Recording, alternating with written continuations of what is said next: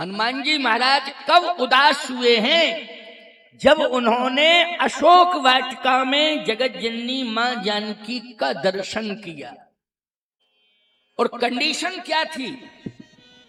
Condition है कृष्ण शीस जटायिक बैनी, कृष्ण शीस जटायुक बैनी, कृष्ण शीश जटायिक बैनी, कृष्ण शीस जटायुक बैनी, जपत हृदय रघुपति गुण श्रेणी, जपत हृदय रघुपति गुण श्रेणी, जपत हृदय रघुपति गुण श्रेणी, जपत हृदय रघुपति गुण श्रेणी, कृष्ण शीश जटायिक बैनी। जटा शब्द आया, किसी पुरुष के केश उलझ जाएं और जटा में परिणित हो जाएं, विचार करने की जरूरत नहीं है। और महात्माओं के केश अगर जटा में बदल जाएं तब तो बिल्कुल ही विचार नहीं करना है, महात्मा है वो तो। क्यों भाई? और जटा जूट वाला साधु तो और ही अच्छा लगता है, दर्शनीय लगता है। और एकदम खपर घुपड़ चट हो तो लगता, अगर तिलक न लगाए हो तो कोई कहे कि पिंडदान करके आ रहे। अगर तिलक ना हो, वस्त्र ना हो, लेकिन जटा जूट है, मस्तक पर तिलक भी नहीं है, याद रखना तब भी लोग कहते दूर से देख के कौन साधु आ रहा है, कौन आ रहा है? संत आ रहा है। देखो, साधुओं के सिर पर जटा शोभा देती है, लेकिन नारियों के सिर पर जटा शोभा नहीं देती है। बोलो ये दुख की बात है कि नहीं? ये बहुत बड़े दुख की बात है। और फिर एक बात बतावें, सुहागवती नारी के सिर पर तो जटा शोभा देती ही नहीं है। अब वो बात अलग है कि वो विरक्त परंपरा में हो, अखाड़े द्वारे की परंपरा से जुड़ गई हो, तो तब तो तमाम जटा जूट वाली सन्यासिनी मिल जाएंगी। नहीं नहीं, साधु की जटा शोभा है, लेकिन उसमें वास्तविकता होनी चाहिए। लेकिन कुछ भी हो, सुहागवती नारी के सिर पर तो जटा नहीं होनी चाहिए। क्यों? सुहागवती नारी का अर्थ है श्रृंगार, और श्रृंगार का अर्थ है कि केशों को संभालना। बोलो भाई, श्रृंगार का क्या अर्थ है? केशों को संभालना। और जो केश संभाले जाते हैं वो केश उलझते नहीं हैं। लेकिन आज किशोरी जी की क्या दशा हो गई? किशोरी जी ने जटाएं बनाई नहीं हैं, लेकिन 14 महीने तक श्रृंगार नहीं किया। प्रभु राम से अलग हो गई, लंका में बैठी हुई हैं, रो रही हैं। कल मैंने कथा सुनाई थी कि रावण ने सीता जी का हरण किया और कहां ले गया? लंका में, अशोक वाटिका में। अशोक वाटिका में स्थापित किया। 14 महीने तक किशोरी जी ने श्रृंगार नहीं किया। अब माताएं प्रश्न कर सकती हैं कि महाराज जी, अगर पति है संसार में तो श्रृंगार करना चाहिए, श्रृंगार करना चाहिए। तो श्री रामभद्र जो हैं, किशोरी जी ने ऐसा क्यों किया? पति की उपस्थिति में ही श्रृंगार होना चाहिए, क्योंकि जो श्रृंगार किया जाता है वो पति को रिझाने के लिए किया जाता है, संसार को रिझाने के लिए नहीं किया जाता है।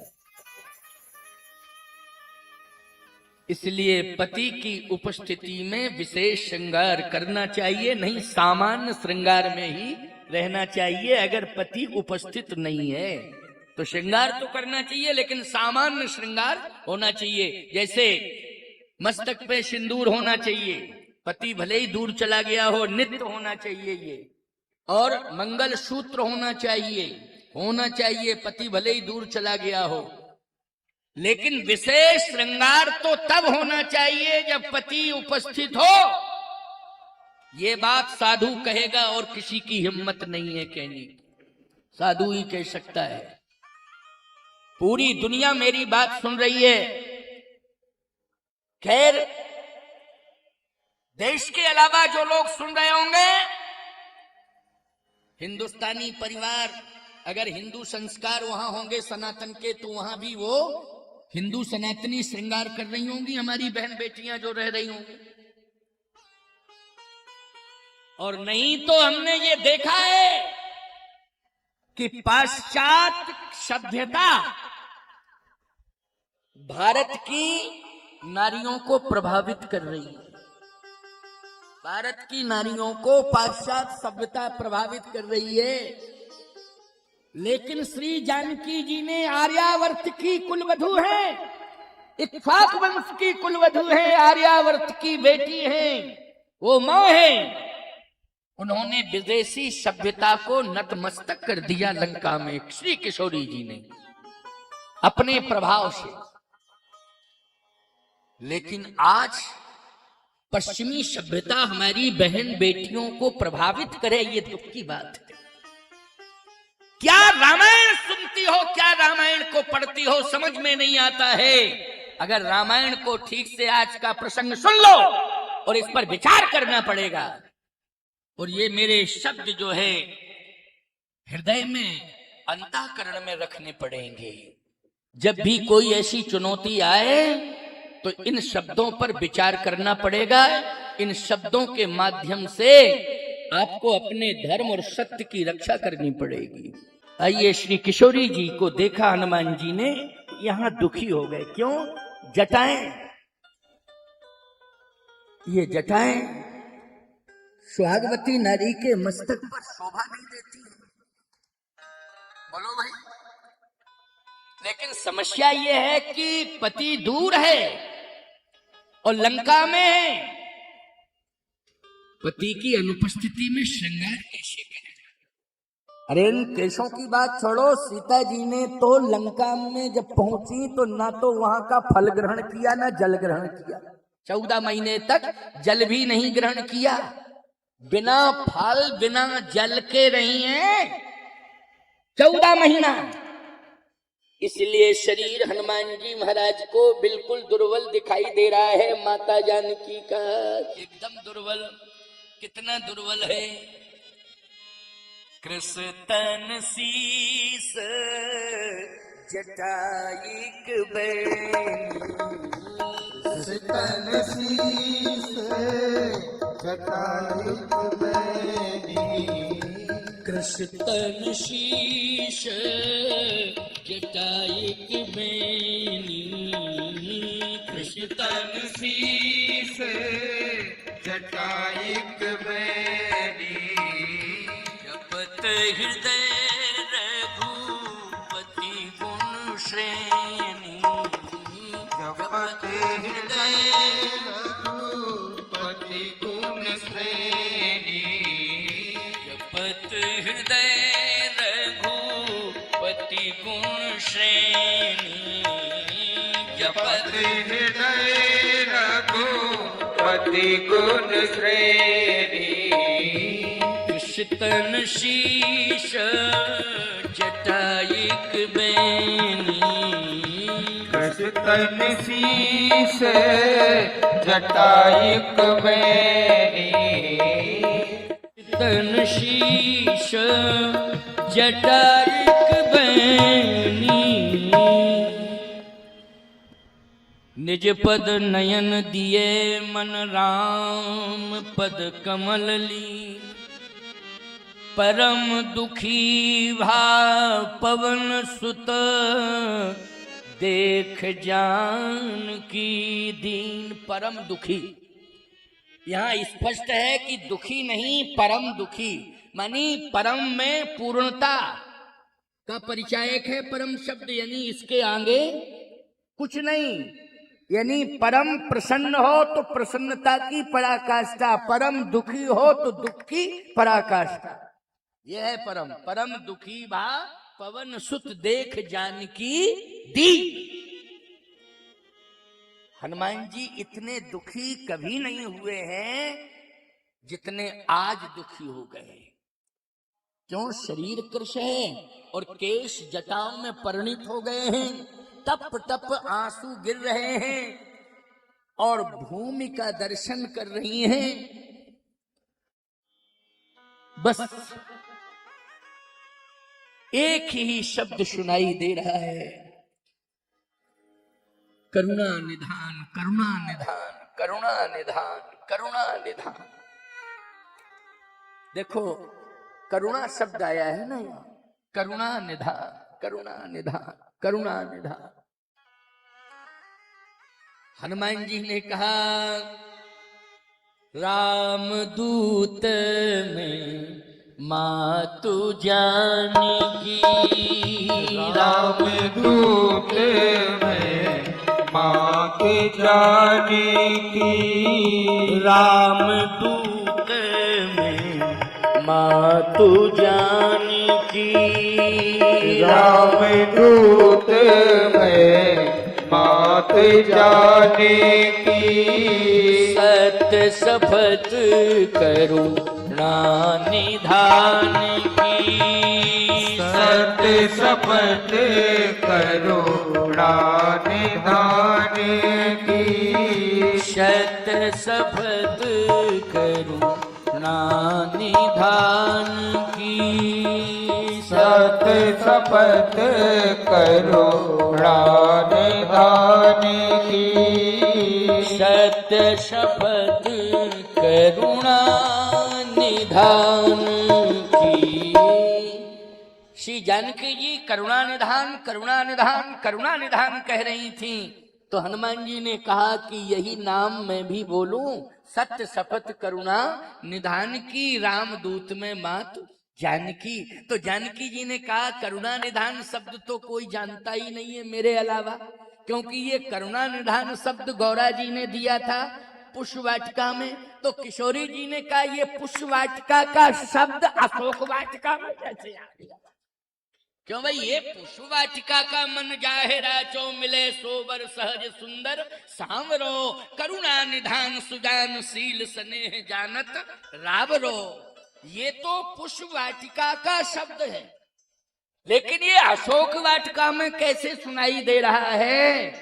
और ये बड़ा गोपनीय शब्द है, लेकिन आज ये प्रकट कैसे हो गया? क्यों भाई, ये गोपनीयता भंग कैसे हुई है? और याद रखना, ध्यान से मेरी बात को सुनना, अगर दो व्यक्तियों में कोई गोपनीयता है और दो के अलावा अगर तीसरा गोपनीयता का मर्म यदि समझ रहा है और वो प्रकट कर रहा है, तो निश्चित है कि दो में से किसी एक ने गोपनीयता भंग की है। क्यों भाई, एक ने।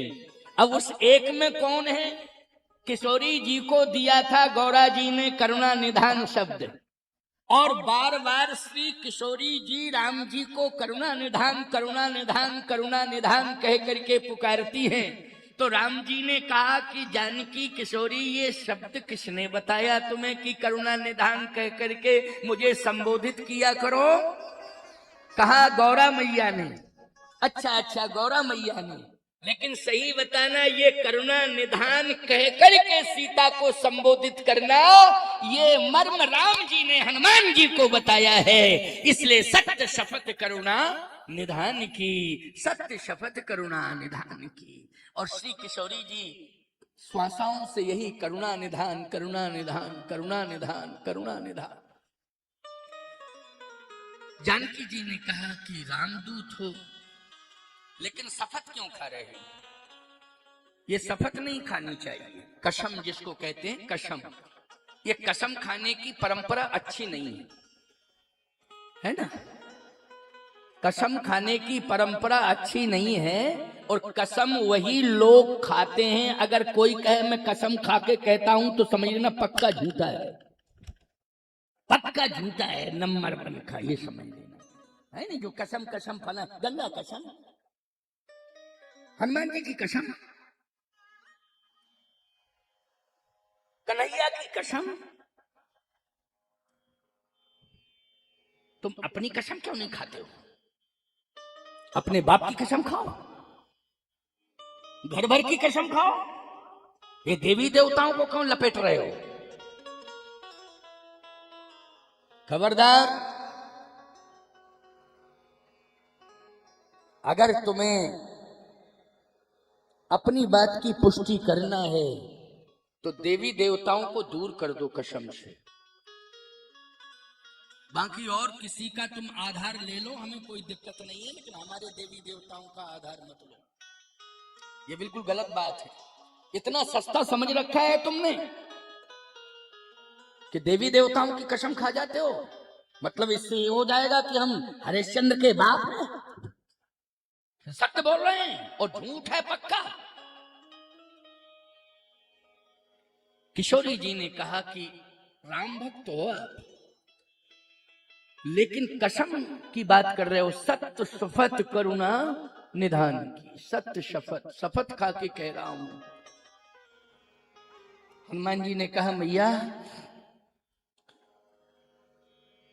ये बात मैं इसलिए कह रहा हूं, वैसे कसम खाने की मेरी कोई आदत नहीं है, स्वभाव नहीं है, लेकिन आप बंदर से डरती हैं।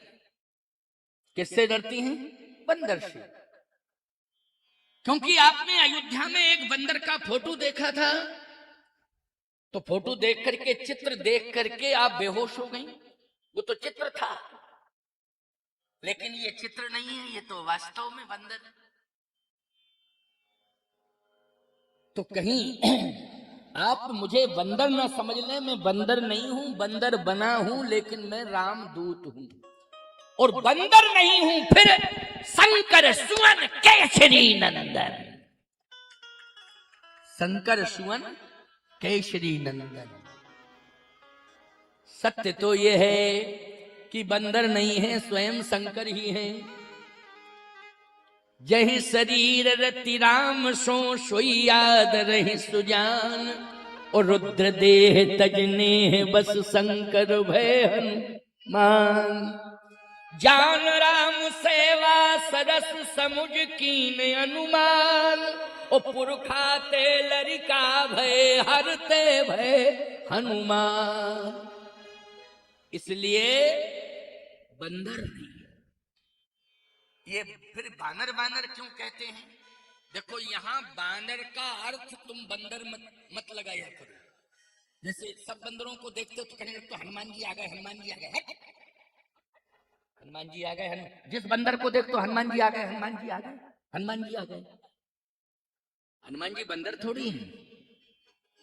बानर यानी नारायण बने नर, तो नर के विकल्प बने कौन? शंकर। इसलिए वो बामानी विकल्प है। बामानी क्या है? विकल्प है, इसलिए वानर। ये अर्थ है इसका। आप कहोगे महाराज जी लेकिन पूंछ है, तो पूंछ होती बंदर के। हनुमान जी के वो पूंछ नहीं है, पार्वती मैया है।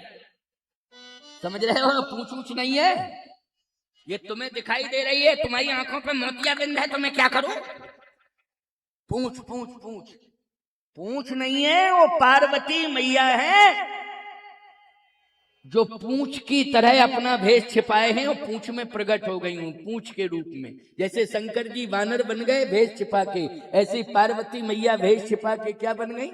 पूंछ बन गई। पत्नी है वो शंकर जी की, पार्वती मैया। अब बोलो भाई, पार्वती मैया ओरिजिनल रूप में रहती तो लोग यही कहते कि ये कैसे जितेंद्रियम बुद्धिमताम वरिष्ठम है, कैसे नैतिक ब्रह्मचारी है। बोलो भाई, शंका पैदा होती कि नहीं? इसलिए पार्वती जी छिप गई पूंछ में। समझ लेना इस बात को। पूंछ है शंकर जी, स्वयं हनुमान जी शंकर हैं, और जो हनुमान जी की पूंछ है वो कौन है? पार्वती मैया। आपको एक बात बता दें, हर आदमी के घर में पति की पूंछ नहीं, पत्नी की पूंछ, पत्नी पूंछ। और कोई भी काम हो तो पत्नी से पूछ।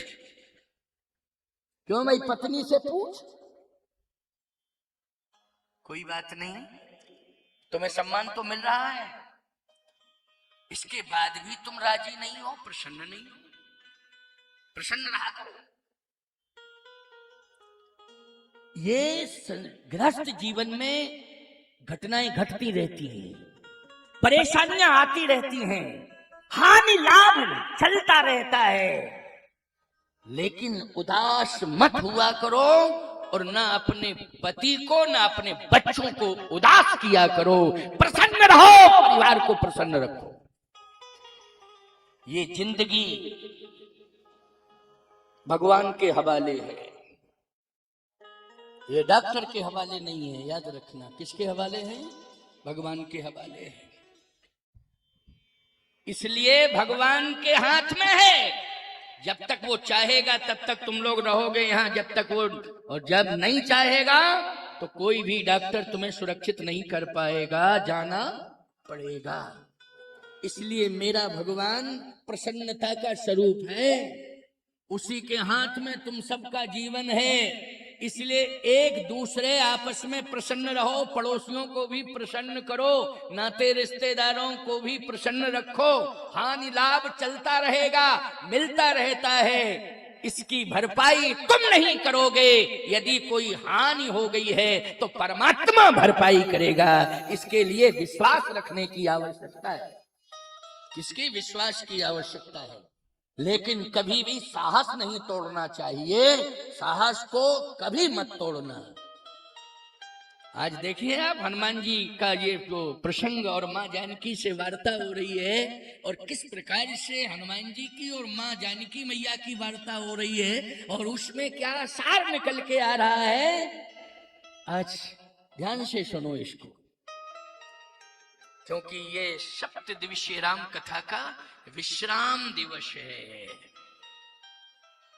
चूंकि हमें तो रात भर चलना पड़ेगा और दिन में फिर हम शाम तक पहुंचेंगे अमरकंटक, है ना।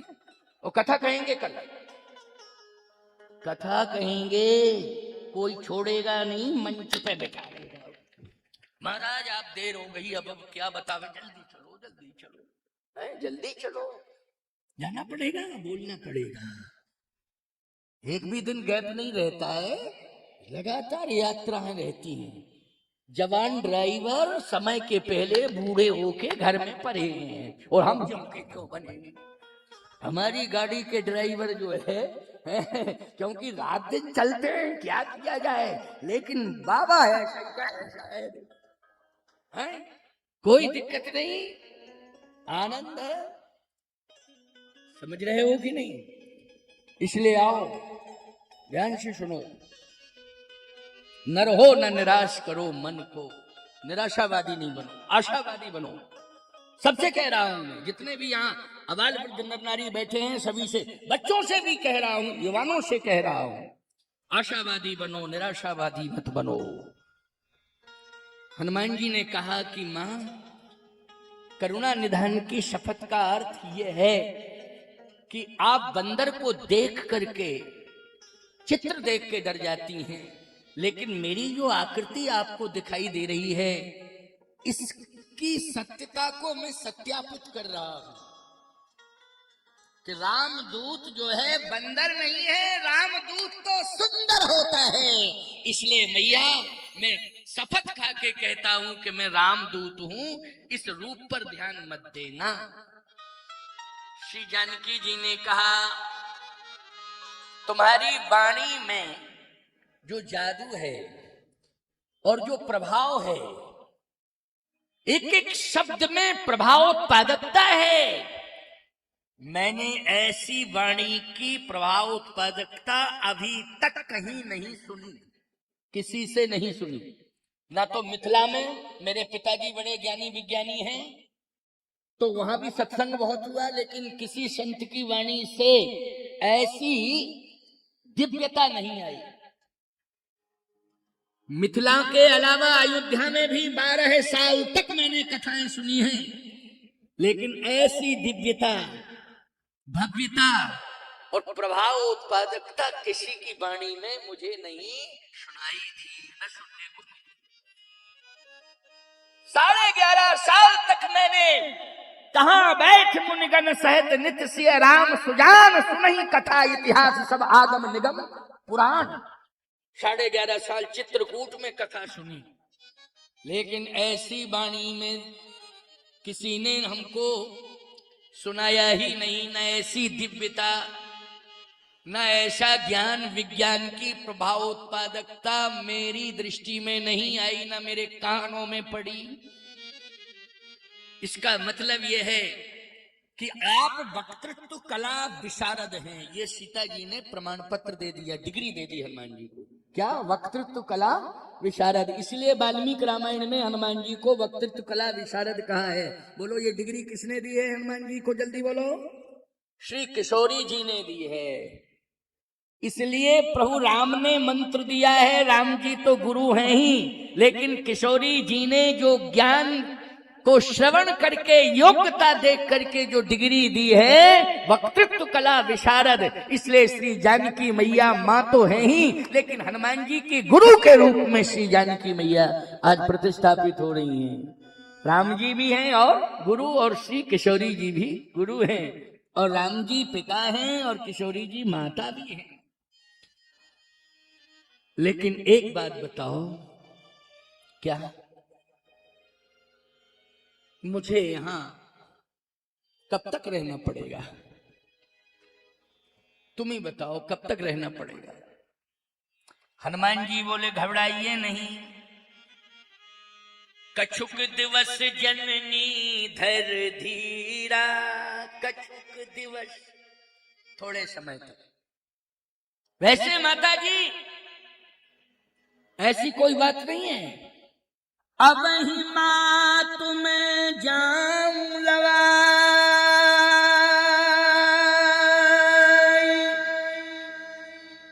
प्रभु आए सुनहि राम दुहाई।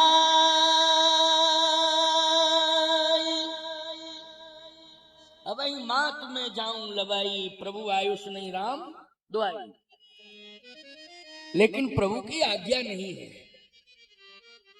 इसलिए मेरी प्रार्थना है, अभी मैं ले जा सकता हूं, लेकिन मेरी प्रार्थना है, कछुक दिवस जननी धर धीरा, कपन सहित आई है रघुवीरा, निश्चर मार तो ही लई जई है, त्यों पुरनार दाद जस गई है। किशोरी जी ने कहा ठीक है, लेकिन मुझे धैर्य धारण तो करना ही पड़ेगा, लेकिन कुछ दिन के बाद प्रभु राम आएंगे तभी मुझे ले जाएंगे। कहा मैया मैं ही ले जाता, लेकिन रावण चोरी से लाया है हरण करके, आपको चोरी चोरी लाया है, लेकिन मेरे प्रभु राम आपको चोरी चोरी नहीं ले जाएंगे। न भाई हम ले जाएंगे आपको चुपचाप, तो यही होगा कि लो रावण ने चोरी करी, इधर से भी राम जी ने चोरी चोरी बुला लिया। नहीं नहीं नहीं, रावण चोरी करके लाया है, आपको चोरी से ले आया है, लेकिन मेरे प्रभु राम आपको राक्षस वंश का विनाश करके चैलेंज से ले जाएंगे, वो चैलेंज देकर के ले जाएंगे हैं। और इसलिए भगवान ने ये बात कही है गिरिधराज जटायु से। हनुमान जी तो बाद में मिले, कल के प्रसंग में आपने ये भाव नहीं सुन पाया था। सीता हरण तात जन, राम जी कह रहे हैं गिरिधराज जी से, सीता हरण तात जन कहे पिता सन जाए, जो मैं राम का कुल सहत कहे दशानन आए। बोलो ये चैलेंज भरी भाषा नहीं है तो क्या है? मैं पूरे राक्षस वंश को बाण से छलनी कर दूंगा, और मेरे पिताजी जहां भी होंगे वहां निश्चित रूप से एक बार इस रावण को भेजूंगा और पूरे राक्षसों को भेजूंगा। केवल इसलिए भेजूंगा कि वहीं जाकर के मेरे पिताश्री को सुनाएगा कि मैंने रघुकुल की कुलवधू पर कुदृष्टि डाली थी, इसलिए रघुवंश के राजकुमारों ने मेरा और मेरे परिवार का विनाश करके मुझे यहां भेज दिया है, इसलिए रावण और रावण के राक्षस ये सब सुनाएंगे। चैलेंज किया है राम जी ने। तो हनुमान जी ने कहा मैया चैलेंज के साथ आपको ले जाया जाएगा, ऐसे नहीं, श्री जानकी जी ने कहा ठीक है, तो जाना चाहते हो क्या?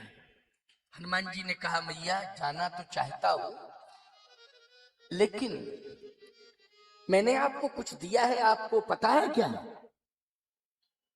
जानकी जी ने कहा एक मुद्री आई है मेरे पास में, ये पड़ी है, देखो ये मुद्री। कहा मैया ये मुद्री प्रभु राम ने दी है।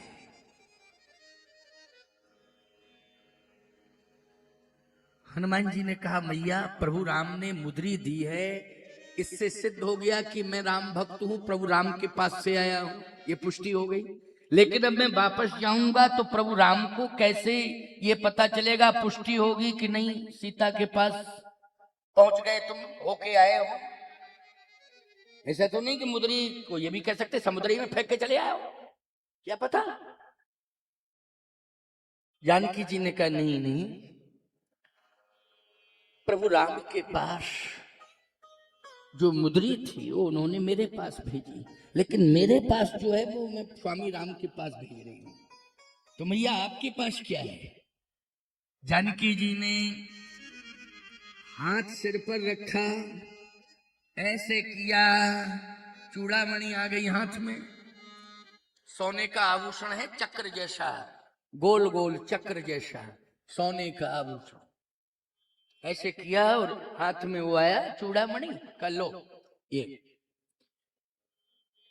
चूड़ामणि उतार तब देवो, चूड़ामणि उतार तब दयऊ, चूड़ामणि उतार तब देवो, चूड़ामणि उतार तब दयऊ, हर्ष समेत पवन सुत लेऊ, हर्ष समेत पवन सुत लाओ, हर्ष समेत पवन सुत लेऊ, हर्ष समेत पवन सुत लाओ। यहाँ हर्ष शब्द जुड़ा हुआ है, बोलो पहले विषाद था ना, परम दुखी भा पवन सुत देख जानकी दीन, सीता जी को देख करके दुख हुआ था और सीता जी ने ही हनुमान जी के दुख को दूर कर दिया, इसलिए चूड़ामणि उतार तब देऊ, हर्ष समेत पवन सुत लेऊ। अच्छा शर्मा जी भी आ गए हैं, हाँ चलो, ये शर्मा जी आ गए हैं, सपत्नी का है, ये हमारे गजराज कहाँ गया, ये बैठे, ये सब जो है द्वारिकाधीश भगवान यानी द्वारिकापुरी में जो कथा होने जा रही है, जगन्नाथपुरी में भी कथा होगी और रामेश्वरम में बद्रीनाथ में, ये उसके अध्यक्ष हैं, हमारे शिष्य हैं, कथा सुनने आए, भगवान की बड़ी कृपा है। गजराज भी ये बहुत बड़े सहयोगी हैं, है ना। तो ये कामतानाथ सेवा समिति ने जो आयोजन किया है, एक जगत गुरु रामस्वरूपाचार्य सेवा समिति है जो तीर्थों में, और मैं जन्म दिवस के पक्ष में नहीं था मनाने की कि मेरा कोई मनावे, अरे क्या मनाए जन्म जो है, जब मेरा कुल गोत्र सब बदल गया है, साधु बन गया, मैं तो राम जन्म और कृष्ण जन्म मनाता हूं, लेकिन पीछे ही पड़ गए ये लोग कि नहीं महाराज जी हम तो मनाएंगे, जन्मदिन मनाएंगे। कहने का शर्त है तीर्थ में धाम में कथा के माध्यम से मनाओ, क्यों भैया यही बात कही थी नहीं, कथा के माध्यम से मनाओ जन्मदिन, तो मेरा जन्मदिन मनाना, वैसे नहीं। इसलिए संकल्प लिया है, लाखों रुपया खर्च करते हैं, बड़ा सुंदर प्रबंध करते हैं और बहुत ही सुंदर व्यवस्था के साथ में, अभी बद्रीनाथ में हुआ, रामेश्वरम में हुआ, इसके बाद अब द्वारिकापुरी में जन्मदिन मनाया जाएगा, वो अगस्त में होगा। और हम 10 अगस्त से 24 अगस्त तक हार्वर्ड यूनिवर्सिटी अमेरिका में कथा कहेंगे, रहेंगे वहां से लौटने के बाद हम सीधे चले जाएंगे कहाँ, द्वारिकापुरी में कथा कहने जन्मदिन। इस तरह से आशीर्वाद है, बहुत आशीर्वाद। बैठ जाओ।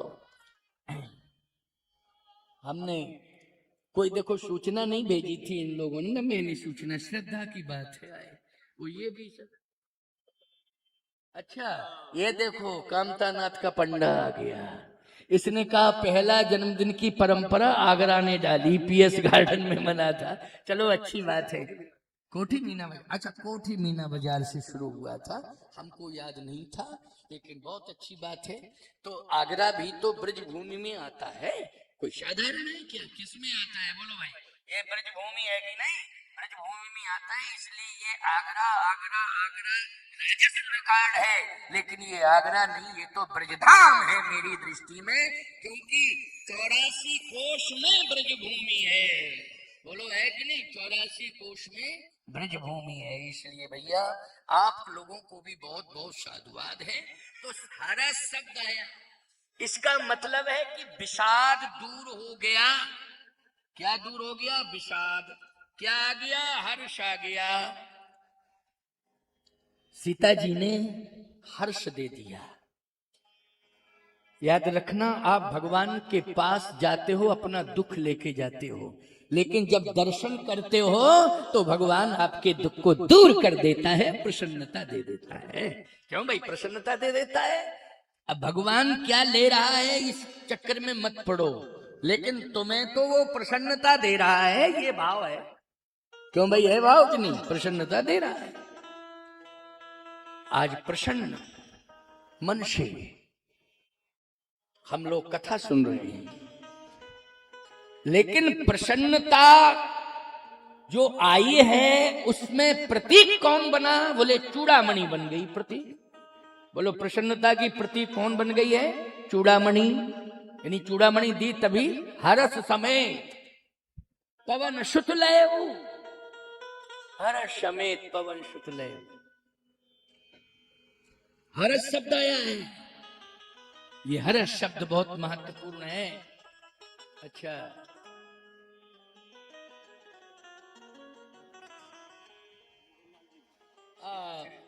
मोहनलाल जी आए हुए हैं, वाह, श्री ज्वेलर्स मोहनलाल जी। ये तो लोहा मंडी अग्रवाल सदन में हमारा संपूर्ण प्रबंध आपने किया था और बड़ा अच्छा प्रबंध किया था।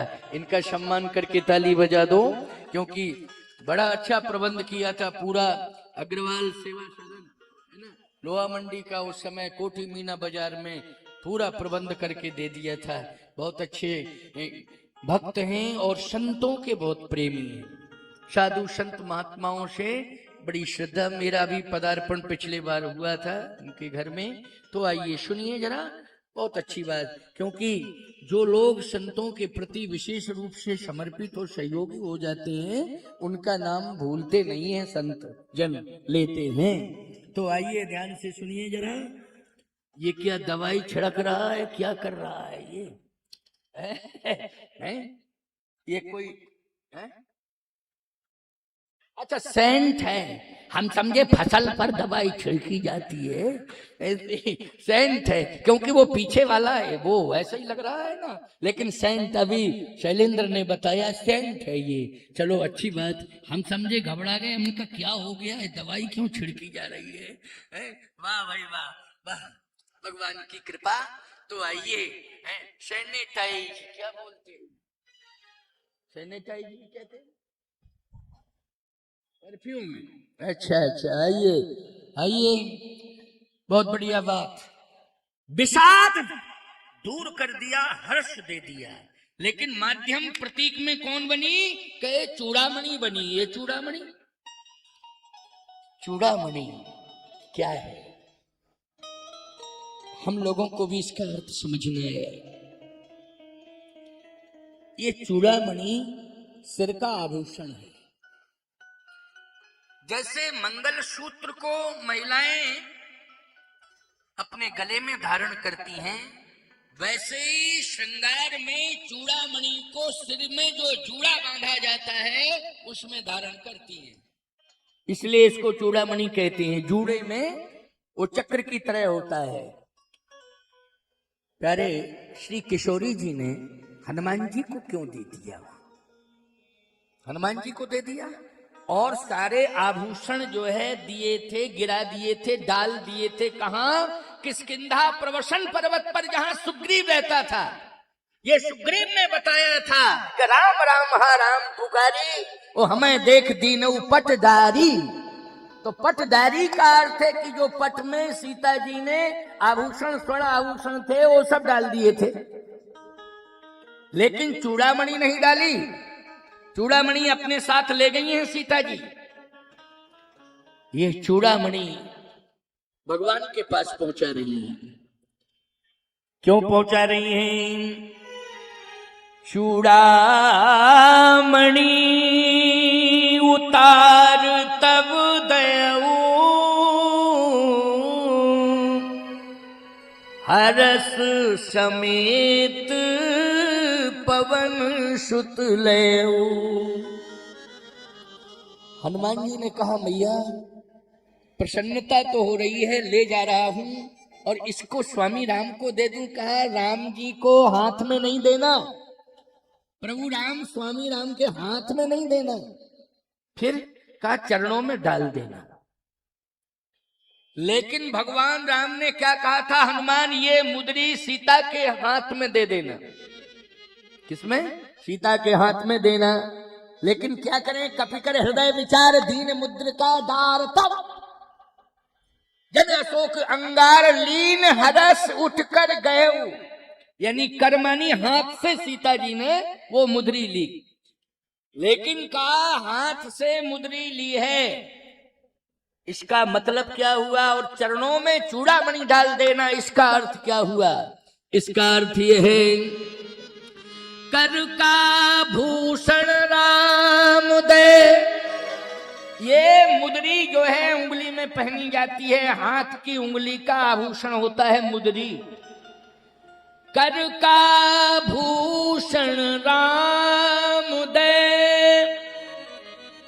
मानो बरद हस्त दे दीन। मुद्री पहुंचा करके भगवान ने सीता जी को आशीर्वाद पहुंचाया है। सीता जी के पास क्या आशीर्वाद? क्योंकि ये हाथ का आभूषण है, और आशीर्वाद किससे दिया जाता है? हाथ से दिया जाता है आशीर्वाद। अच्छा प्यारे, प्रणाम कैसे किया जाता है? चरणों में सिर रख दिया जाता है। बोलो भाई, एक बात आपको बता दें, शिष्य को गुरु के चरणों में जब प्रणाम करे तो मस्तक रखना चाहिए। भगवान के चरणों में प्रणाम करे तो साष्टांग प्रणिपात करना चाहिए, गुरु को साष्टांग प्रणिपात करना चाहिए, लेकिन नारी को केवल सिर रखना चाहिए। ये मर्यादा है, समझ रहे हो ना? क्या सिर रख, साष्टांग नहीं, केवल सिर रखना चाहिए। पुरुषों के लिए साष्टांग की परंपरा है, लेकिन महिलाओं के लिए सिर रखने की परंपरा है। और अन्यथा मत लेना, सीता जी ने भी आज चूड़ामणि दे करके ये कहा है हनुमान जी से कि आप ये चूड़ामणि हाथ में मत देना, श्री राम भद्रजू राघव जी मेरे स्वामी के चरणों में रख देना। अब जैसे ही चरणों में रख दोगे तो मेरा प्रणाम पहुंच जाएगा। मैं चूड़ामणि के माध्यम से अपने स्वामी प्रभु के चरणार बिंदों में अपना मस्तक रख रही हूं। चूड़ामणि के माध्यम से ये संकेत मिल रहा है। बोलो, मिल रहा है कि नहीं? तो सीता जी ने भी प्रणाम की परंपरा में प्रभु राम के चरणों में सिर रखा है, क्योंकि पति है और भगवान भी है और पति भी है। लेकिन तुम पति को प्रणाम कैसे करती हो? पहले तो करती ही नहीं। सही बात तो यही है। और करती हो तो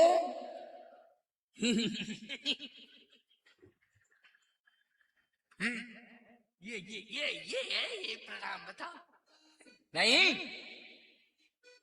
संकोच किस बात का करना? किसी चौराहे पर प्रणाम कर रही हो, अपने घर के अंदर कर रही हो, मर्यादा में कर रही हो, क्या दिक्कत की बात है? बोलो भाई। अपने पति के चरणों में सिर रखने में कोई संकोच नहीं करना चाहिए। कुछ लोगों ने तालियां बजाई कि चुप बैठी हैं, जो करती हैं मान रही हैं, उन्होंने ताली बजा दी, बाकी सब ऐसे बैठी हैं। नहीं नहीं नहीं, इसके फायदे समझ लेना। याद रखना, वृंदा महान पतिव्रता है, उसका पति जलंधर धर्म से कोसों दूर है, लेकिन उसने पातिव्रत धर्म की हर मर्यादा का पालन किया, इसलिए जलंधर मारा गया और वृंदा हरिप्रिया बन गई। सदा सदा के लिए भगवान ने वरण कर लिया।